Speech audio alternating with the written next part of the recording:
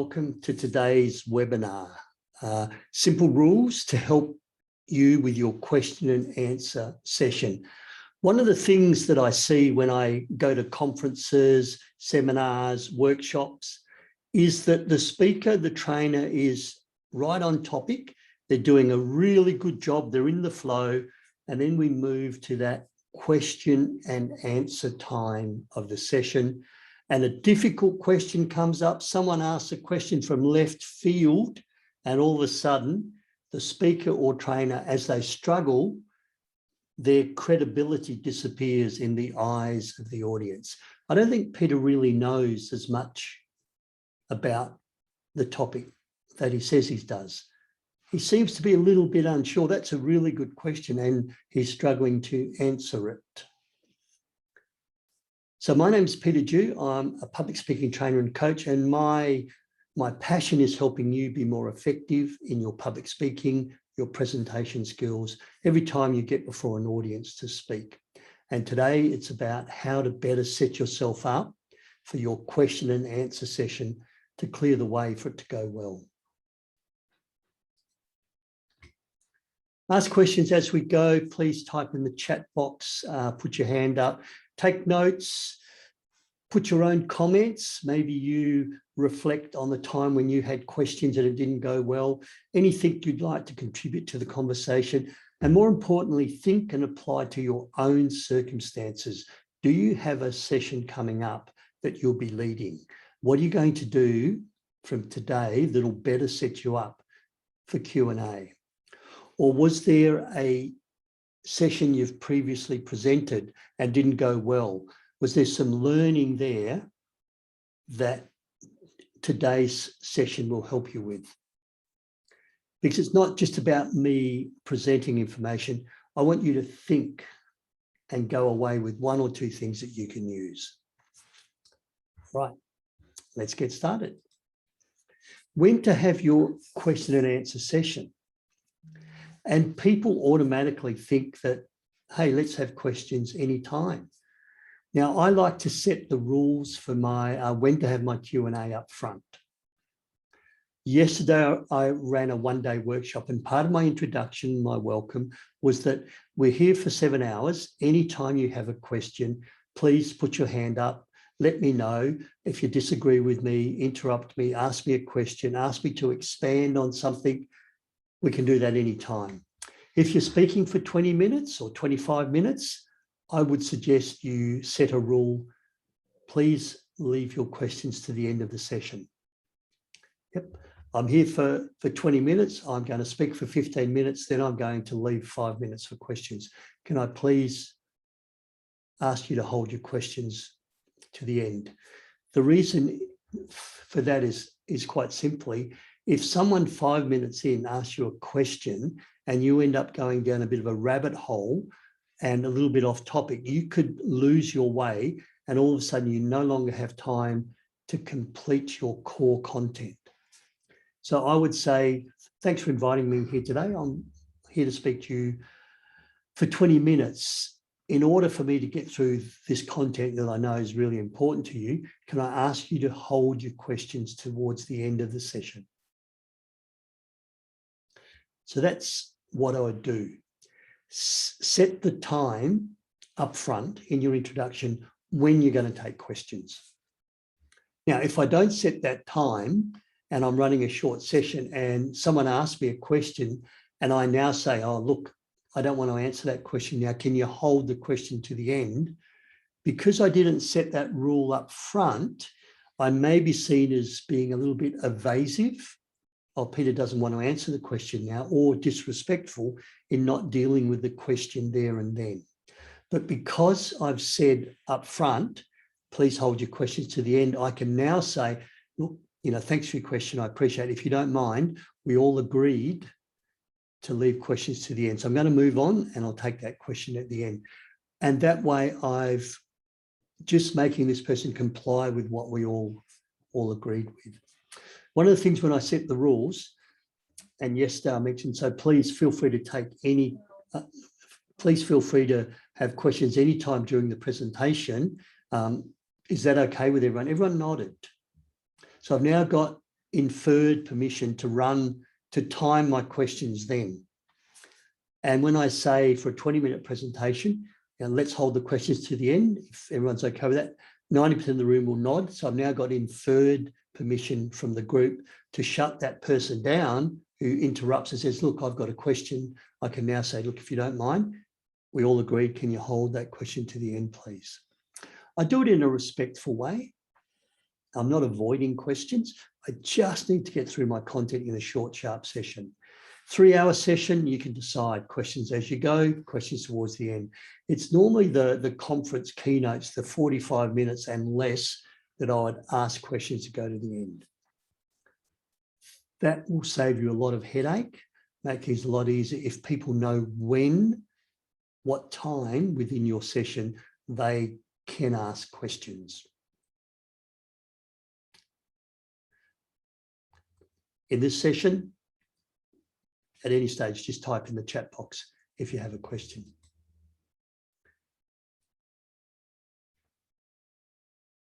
So the rules for Q&A. We've got the timing. Now let's set some rules around how we're going to do the Q&A.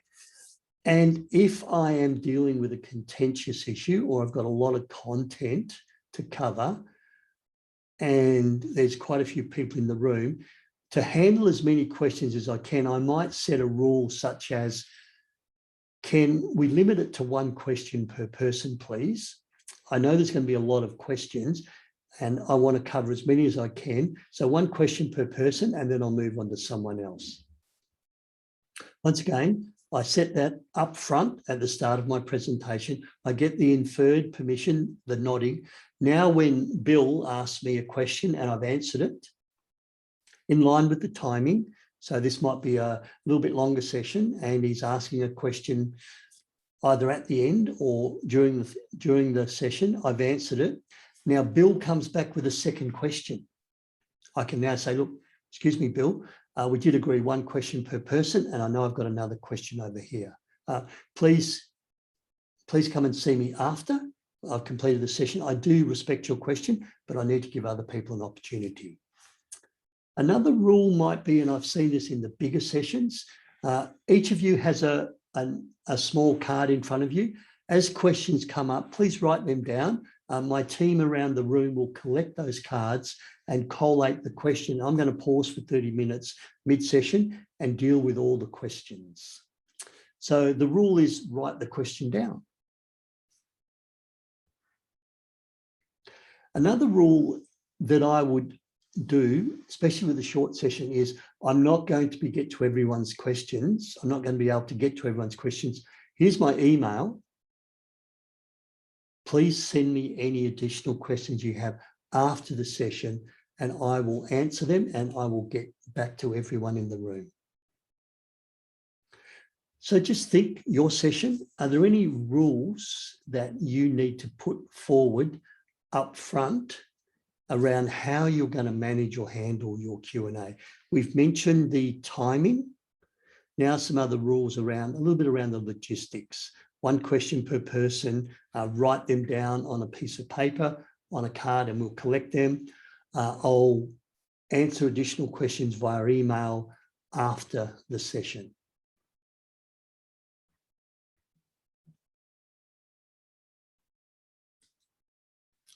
The next rule that's really important and will help you immensely is outline the scope and the content for your Q&A session. What I mean is, at the beginning of your presentation, talk about what you're here to train in, to talk about, and mention what you're not here to talk about. So good morning, everyone. Thanks for inviting me here to talk to you today. I'm going to talk about the new policy and the logistics and the operational rollout of this new policy. Now, there are some financial implications for this new policy. I cannot make any comments around finances, around your budget. If you have any money questions, finance questions, you need to go direct to our finance manager. All right, let's get started. This new policy, this new procedure And then halfway through, Bill puts his hand up and says, look, Peter, my budget's shot. How can I possibly manage to roll out this new policy when I've got no money to implement it? I can now say, look, Bill, as I mentioned up front, I am unable to comment on financial budgetary restraints. I'm here to talk about the logistics and the operational rollout of the new policy. I call this framing your Q&A. I'm here today to talk about this. I cannot talk about that. This will hold you in good stead in terms of managing hecklers, which I'm going to talk about a bit later on, and keeping people on the topic. Now, here's the thing that could happen. Let's say you're there to talk about a particular topic, and all the questions that keep coming seem to be unrelated to the topic. You then need to ask yourself, what's gone wrong here? How come what I'm presenting is not meeting the audience expectations? And the question's about something else. It could be that your marketing material, the flyer that's gone out has portrayed the wrong expectations, and people in the room expecting this and you're delivering this, and there's a mismatch. That's a sign that something's wrong and you're getting questions that are unrelated to your topic. So scoping the content up front will also help. Now, with most of these rules, I have mentioned about putting them up front. Let's say I don't scope out what I'm here to talk about. And someone asks a question, but Peter, my budget's already shot. I've got no money to implement this new policy. And I now say, oh, I'm here to talk about the logistics and the operational rollout. I'm not here to talk about finances. Because I haven't put that up front, I now may appear as evading the question, as being a little bit disrespectful, a little bit avoiding. Oh, he doesn't want to talk about that. Whereas if I've outlined, I'm here to talk about this, I cannot comment on this, then that manages the expectations. And when I shut that person down for the out of scope, the out of topic question, I'm not seen as being disrespectful or avoiding the question. All right. Any questions at the moment?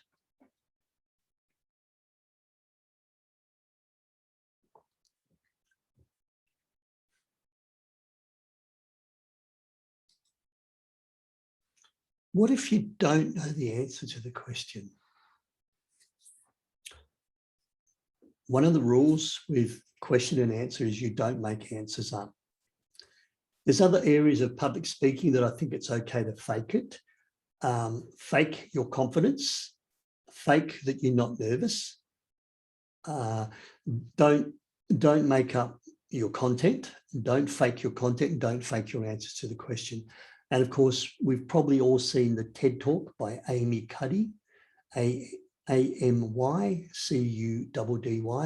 Amy talks about the importance of your nonverbal communication and walking on stage and appearing confident, going to the job interview ready for your Q&A at the job interview with that absolute nonverbal communication that shows that you're confident, you're ready. And she used the term faking it until you become it. Don't fake your answers. So what do you do if you don't know the answer? One of the things politicians do is they take it on notice. Our politicians have 72 hours to get back to Parliament. I wouldn't wait for 72 hours. I would get back to the audience as soon as I could.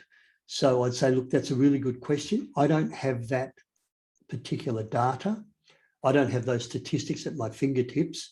I have a colleague who's across that. Let me get back to you by the end of the day.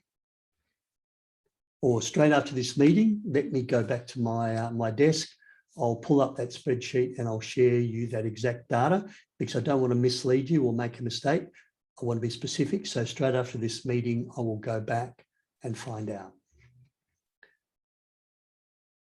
When you take a question on notice, important to remain confident and calm. And it's one of those planned spontaneity or prepared responses that seems off the cuff. Yesterday at my workshop, I got someone to ask me a question which they knew I would have no chance of answering. And they asked a complex question about legislation. And I said, thanks for the question. That's a really good question. I don't have the answer to that at my fingertips, but I know where to get it. Let me get back to you by the end of today's meeting. And it was a question of which I knew nothing, but my confidence came through. So remain calm, even though you get a question you don't know the answer. Now, if you get a question that's really good question, but you don't know the answer and you're going to find out and take it on notice, and you've got 20 people in the room and one person's asked the question, and you might say, look, yeah, let me find out. I've got your email. I'll send you the response at the end of the day. The problem with that is that one person has got the response. The other 20 people in the room, and it was a good question, it was a great question, don't get your answer. So when you take a question on notice, please get back to everyone in the room. And if it's a conference setting, 100 people in the room, 150 people in the room, really good question that you take on notice. Make sure you get back to everyone in the room. There's a couple of ways we can do that. Thank you for the question. Let me find out and get back to everyone. I will call it Bill's question and I'll give the answer to the conference organizer, the conference convener, who will email that out to everyone on the attendance list. Or I'll put it on my website, on my homepage. I'll call it Bill's question and I'll put the answer there and I'll leave it up for 2 weeks for anyone who's interested in the answer to Bill's question. Another thing you can do if you don't know the answer, you can phone a friend within the room. Bill, that's a really good question. I haven't read that journal article recently. Would anyone in the room be able to comment on Bill's question? Can anyone else add to what Bill's said? So I'm now going collectively to the wisdom of the room to see if they can answer Bill's question. And it may be possible that Bill does know the answer. Now, here's the thing, once again, you need to work out whether it's the right forum to ask the audience. If you're doing a 15-minute presentation and you ask the audience, someone who's very generous with their time and their information may say, yes, I can answer that, and then speak for 10 minutes, take you down a rabbit hole, and you do not have time to complete your content. If I've got a longer presentation and I know that I've got time to recover and go through my content, it's a way of engaging the audience as well. Can anyone answer that question for me? And it may get some healthy discussion. So feel free to phone a friend within the room. Don't do what I call is the handball or the deflecting the question. That's a really good question, Bill. In fact, we've got someone in the room who's an expert in that area. And Shirley, would you like to answer Bill's question? And Shirley's there just purely to participate and learn from me. And I've now unfairly handballed a question to her that she wasn't expecting. So if I was going to go to the audience, I would just say, would anyone in the room be able to comment on Bill's question? I haven't seen that journal article. I haven't read that research yet. I didn't see that report on TV. Would anyone else like to comment? All right, there's some strategies for if you don't know the answer. And here's the truth. You cannot know everything. It is okay to take a question on notice.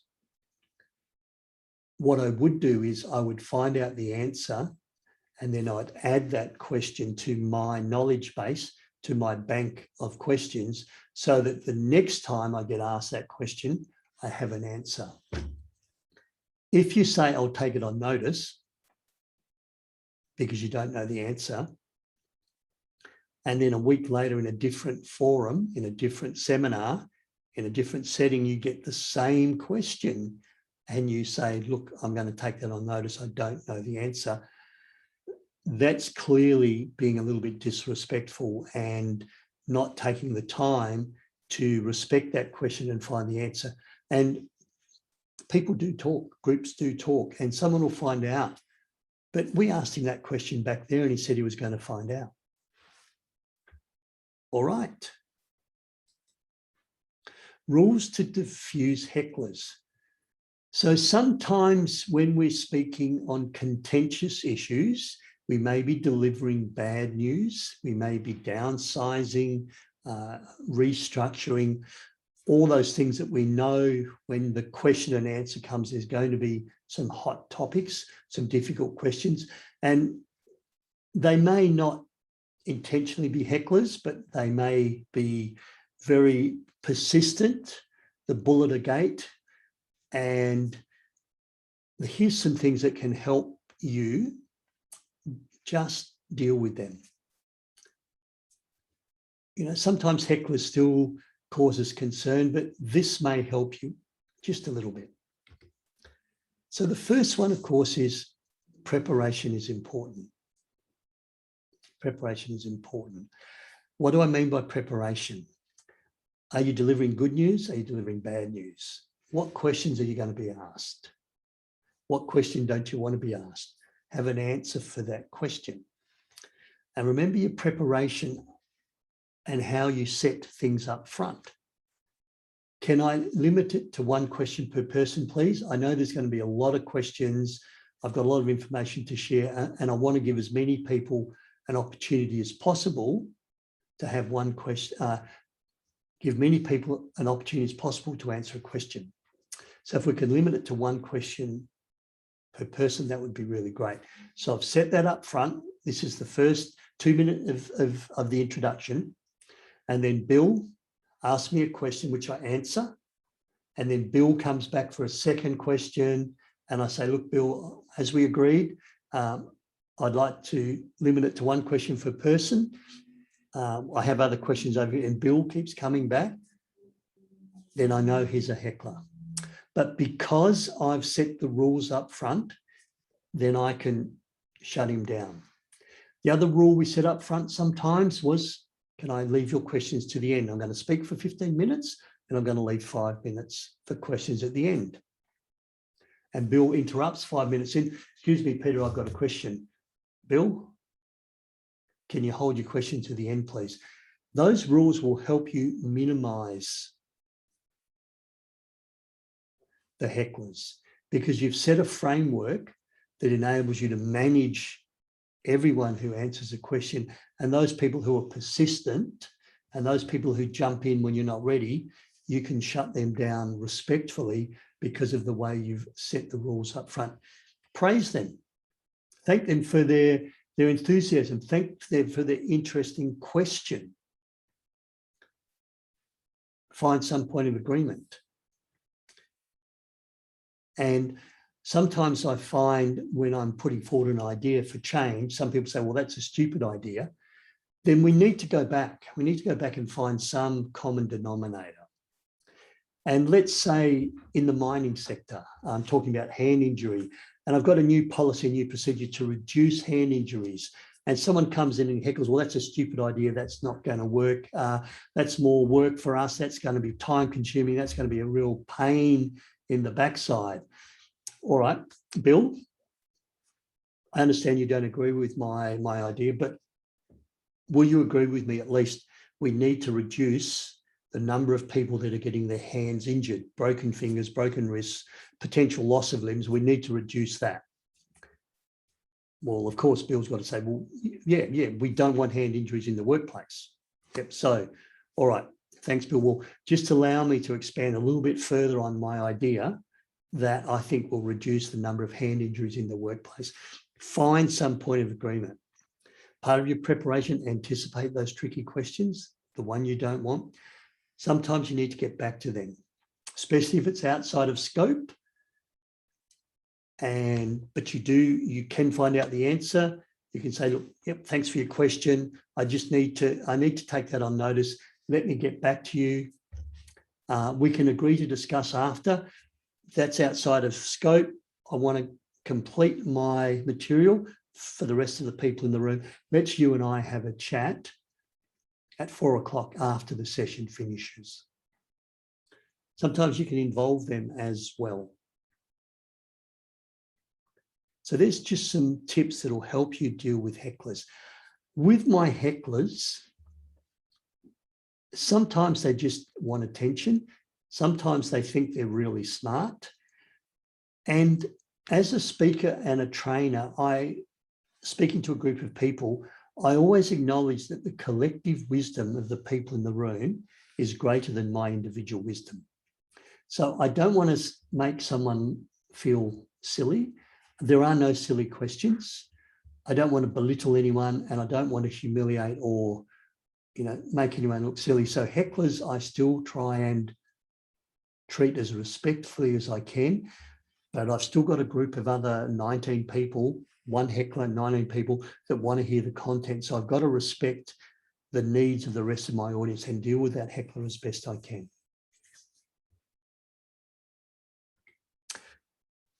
Don't end with questions. Now, I've said for the 15-minute or the short session, do your content and then leave your questions to the end. Well, not really. Set the rules up front, but if I've got a 20-minute presentation, I will speak for 10 or speak for 12, have 5 minutes worth of Q&A, and then leave myself 2 minutes or 5 minutes, whatever I need, to sum up and reiterate my core message. The last words I say, so everyone walks out of the room with that message fresh in their mind.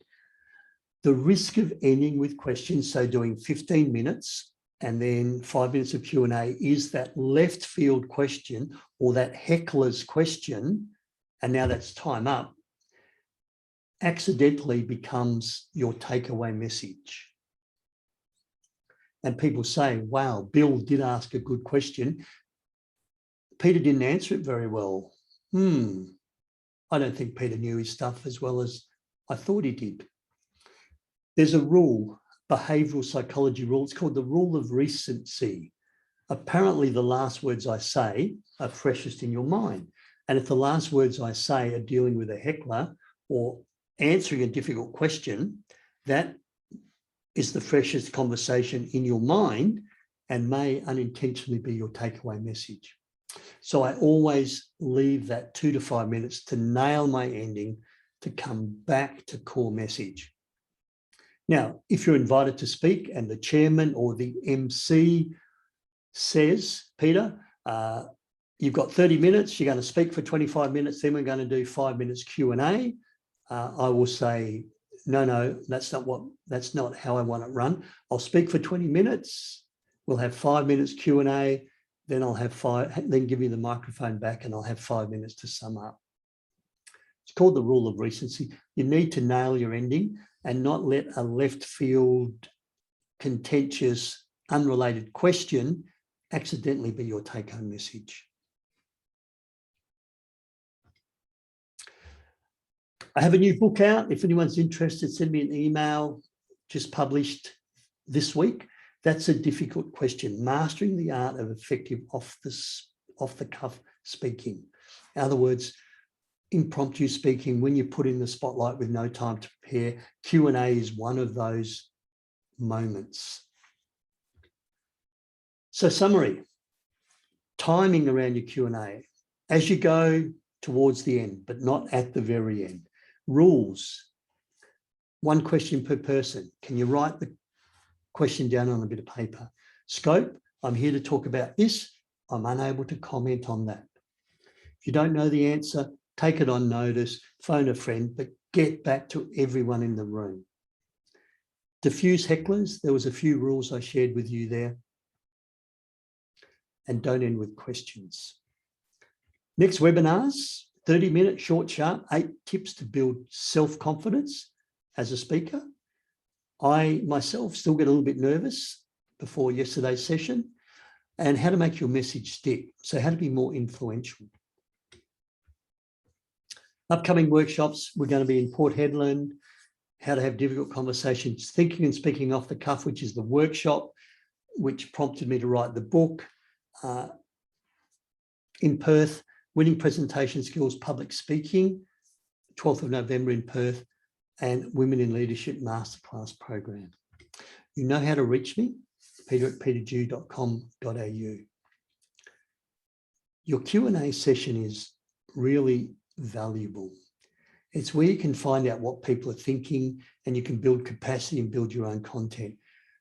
But understand that managing an effective Q&A session can make you look really good, or if it goes bad, can lessen your credibility and your confidence as a speaker. So use some of the skills that I've shared with you today just to put some rigor, some professionalism around your next question and answer session. This is Peter Dew, public speaking trainer and coach, and please go out there, have your conversations, change the world one conversation at a time. Thank you.